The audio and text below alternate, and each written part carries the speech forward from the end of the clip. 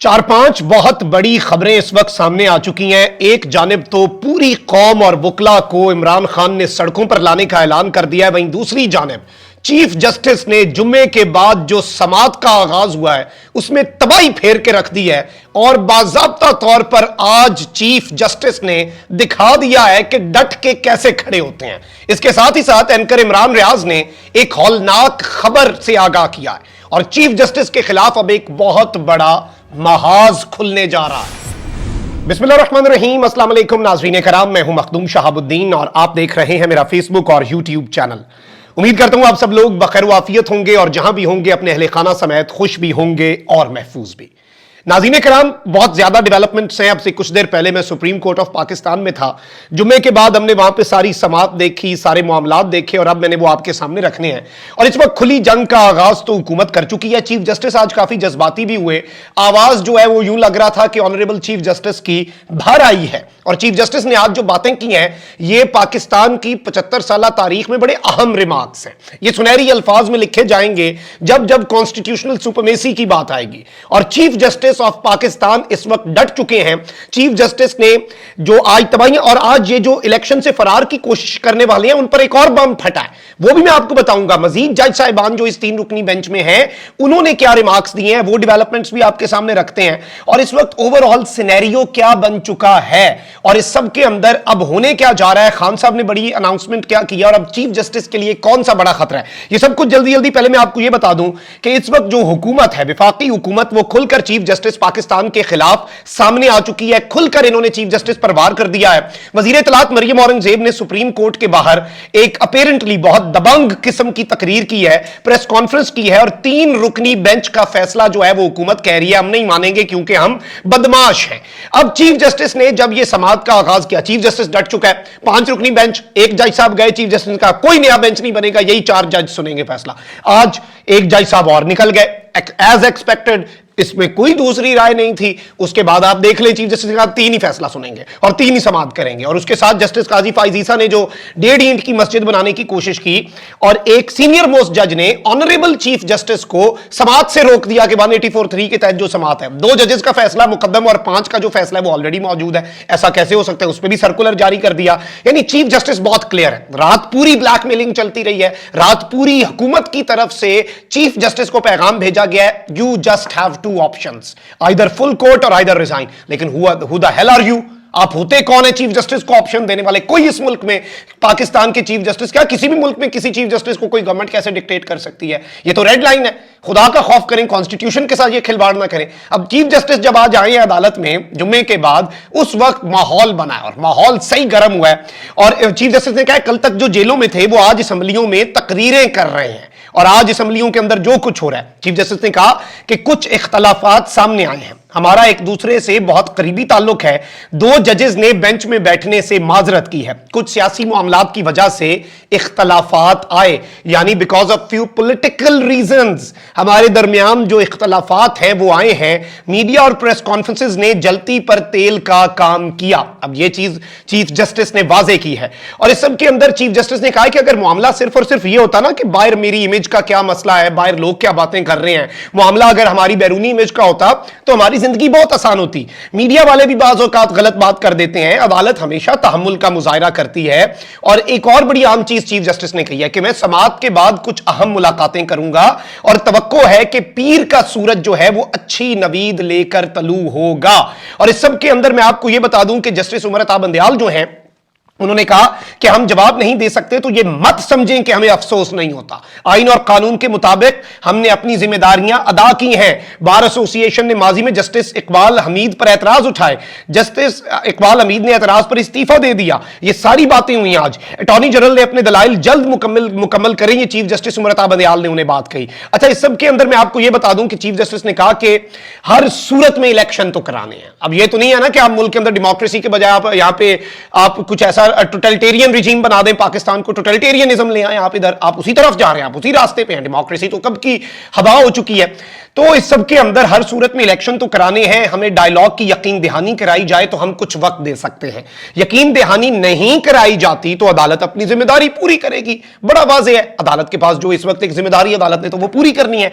हमें इलेक्शन के बारे में फंड्स का बताएं, चीफ जस्टिस ने कहा। तजवीज दी कि हुकूमत अखराजात कम करके 20 अरब रुपए इकट्ठे कर सकती है। इलेक्शन कमीशन ने सिक्योरिटी का मामला भी उठाया, पाक फौज ने इलेक्शन ड्यूटी देने से इनकार किया। हमें इस सूरत हाल में कोई सूरत निकालना होगी और मुल्क में तो 90 की दिहाई से दहशतगर्दी है। इलेक्शन कमीशन ने मौजूदा सूरत हाल पर सदर को एतमाद में नहीं लिया। किस कानून के तहत इलेक्शन कमीशन ने 8 अक्टूबर की तारीख दे दी? आइन पर अमल दरामद नहीं होगा तो सिस्टम खत्म हो जाएगा। आप वजूहात बताएं अपनी, टेल अस द रीजंस जिन्होंने आपको फोर्स किया। हम सुनेंगे, चीफ जस्टिस ने यह कहा है, लेकिन सुनाएं तो सही ना आपका मसला क्या है। और इस सब के अंदर दुराने समाज चीफ जस्टिस जो है वो बहुत जज्बाती भी हुए हैं, और जो बातें हुई हैं जज्बाती वो भी मैं आपके सामने रखता हूं, लेकिन पहले मैं आपको कुछ चीजें बता दूं। चीफ जस्टिस ने कहा कि कल और आज 2 जजों ने समाज से माजरत की है। बाहमी एतराफ और शाइस्ता गुफ्तगू पहले भी हुई और बाद में भी होगी। कुछ नुकात पर हमारी गुफ्तगू बहुत ज्यादा जरूरी है। सियासी मामलात सामने आए जिस पर जारी बात है कि इस मामले को खराब करने की कोशिश की गई। इस मामले पर मुझे चैंबर में मिले जब इस तरह की कुछ और बातें भी हुई, और कुछ लोग जो जजेस पर तनकीद कर रहे हैं, कुछ दूसरे जजेस पर तनकीद करें। चीफ जस्टिस ने दोनों जजेस का मुद्दा रखा कि आधे जजेस जो मेरे खिलाफ है उन पर भी तनकीद हो रही है, मुझ पर भी हो रही है, और मैं बातों से नहीं अमल से अब खुद को साबित करूंगा। और इस सब के अंदर चैंबर में बहुत सी चीजें होंगी, और हमने आइन के साथ अपनी वफादारी साबित की। हमें घरों से निकाला गया, हमें हाउस अरेस्ट किया गया, 90 की दिहाई में सुप्रीम कोर्ट के जजेस को ऑफिस से निकाला गया। आइन हमारे लिए इंतहाई अहम है। आइन की वजह से जमहूरियत और पार्लियामेंट है, और पार्लियामेंट जमहूरी इदारों की मां है, हम उस चीज को समझते हैं। ये ऑनरेबल चीफ जस्टिस ने आज बातें की, और आज अगला पिछला चीफ जस्टिस ने ना सारा जो रिकॉर्ड है वो सेट किया है। आज चीफ जस्टिस ने हुज्जत तमाम की है, और कहते हैं कि हमारे एक साथी का 2 साल तक ट्रायल किया गया, 2 साल के ट्रायल के बाद कुछ भी नहीं निकला। और ये वो साथी हैं जो चीफ जस्टिस के आज खिलाफ अलमे बगावत बुलंद किए हुए हैं एक तरह से, और चीफ जस्टिस ने आज उनका भी मुद्दा रखा है अपने रिमार्क्स में। सुप्रीम कोर्ट में आज भी इत्तफाक है। ताकत के ऐवानों में बैठे लोगों को अंदाजा नहीं है कि सुप्रीम कोर्ट कितना मुतासिर हो रही है। आज जजेस की ऑडियोज लीक की जा रही हैं, आज मुझ पर प्रेशर डाला जा रहा है, मुझे कहा जा रहा है कि ये जज की ऑडियो आ गई, इस जज को फारिग करें, ये करें। और इस सब के अंदर मैं आपको ये बता दूं कि इस सारी की सारी सूरत हाल के अंदर बहुत से मामलात ऐसे हैं कि जो इस वक्त बड़े इंपॉर्टेंट हैं।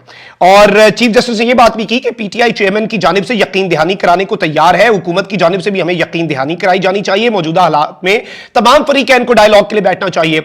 और जस्टिस एजाजुल एहसन ने भी फिर रिमार्क्स दिए। जस्टिस एजाजुल एहसन जो कि इस बेंच का हिस्सा है, सारी बातें अपने रूल्स को फॉलो कर रहे हैं। अपने चीफ जस्टिस ने जो उन्हें कहा है कि आपने इस बेंच में बैठना है, वो बैठे हैं, अनलाइक सम फ्यू अदर जजेस। उन्होंने कहा कि हुकूमत अखराजात में 20 अरब रुपए के इजाफे से क्या फर्क पड़ेगा। 20 अरब रुपए हुकूमती अखराजात का 1% भी नहीं है। फेडरल कंसोलिडेटेड फंड्स में किसके पास होते हैं, ये उन्होंने पूछा जस्टिस एजाजुल एहसन ने। और इस सब के अंदर बहुत सी और चीजें भी हुई। और चीफ जस्टिस ने ये तो कहा कि मुझे कहा रहा है कि एक जज का मैं वो लूं और मैं शवाहिद का जायजा लूं, जाकर पहले शवाहिद का जायजा लूंगा, फिर मैं जज को फारिग करूंगा। चीफ जस्टिस ने कहा मैं 2 साल से बहुत चीजें देख रहा हूं, बहुत हो गया, इनफ इज इनफ ना। हर बंदे की एक लिमिट होती है। अच्छे दोस्त गंवा दिए मैंने, जो कुछ हो रहा है मैं कैसे अपने वालिद को मुंह दिखाऊंगा। और वो बड़े जज्बाती थे आज। और आज चीफ जस्टिस जो है ना, ऐसे लग रहा है कि वो मुकम्मल तौर पे इनफ इज इनफ। देखें आप इस तरह डिक्टेशन तो नहीं दे सकते चीफ जस्टिस को, या एक मुल्क के देखें ना, सबसे बड़ा जो आपका आईनी होता है उसे आइन की जो सुपरमेसी है उसके लिए जो सबसे बड़ा होता है।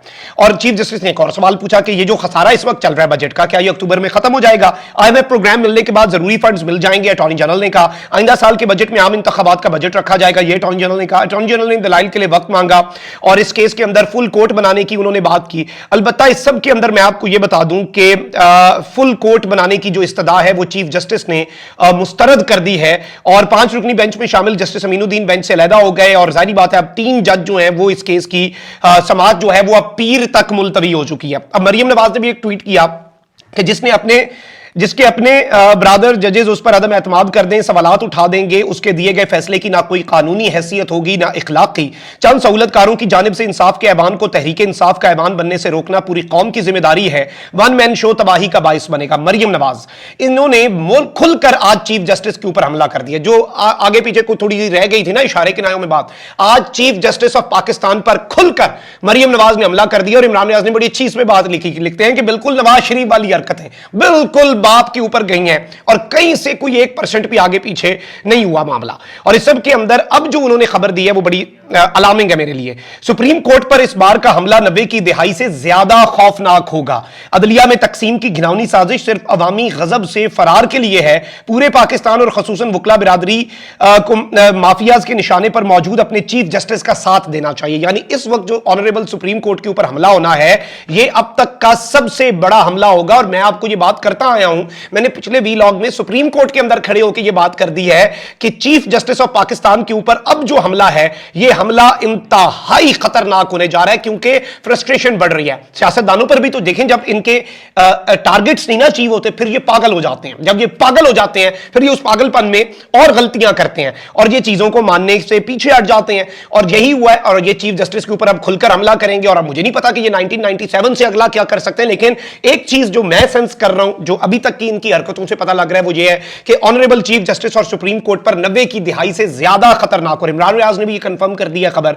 अब इस सब के अंदर इमरान खान, चेयरमैन पाकिस्तान तहरीक इंसाफ और साबिक वजीर आजम, इस वक्त मैदान में आ गए हैं।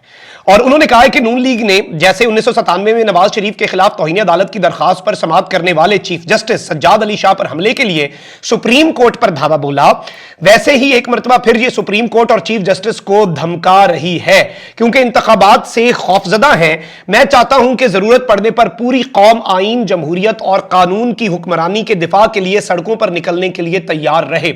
यानी जैसे ही जरूरत पड़े, जैसे ही मामला बने, जैसे ही आप देखें कि सिचुएशन उस तरह की जा रही है, पूरी कौम आज से तैयार हो जाए कि आपने आईन, कानून, अपनी अदलिया, अपने सुप्रीम कोर्ट, अपने चीफ जस्टिस के दिफा के लिए आप रेडी रहें बाहर निकलने के लिए।